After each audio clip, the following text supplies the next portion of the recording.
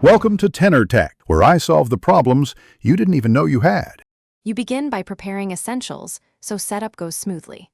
First, plug Apple TV into power and connect the HDMI cable to the TV input you selected. Once done, power on the Apple TV and use the Siri remote to follow on-screen prompts. Pairing happens automatically when the remote is nearby. Make sure your iPhone or a Wi-Fi password is handy because you'll be asked to transfer settings or join the network. This fast start gets you into the setup flow without delay.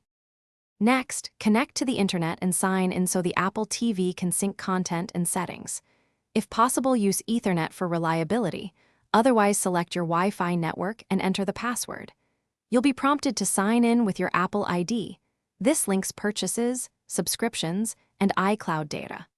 Make sure tvOS is updated, set the correct resolution and frame rate under video and audio, and enable HDMI CEC and AirPlay in settings so your TV and other Apple devices. Finish by testing playback. Open an app, play video, check audio and Siri responses to confirm sync. Install any streaming apps you use, sign into them, and enable home sharing or HomeKit if you want unified libraries and smart device control. If video or sound is wrong, make sure the TV input matches the Apple TV's HDMI port, receipt cables, and verify TV audio settings. If problems persist, restart the Apple TV and router, and as a last resort reset network or factory settings to restore proper syncing. Thanks for watching. Subscribe to keep your life in tune.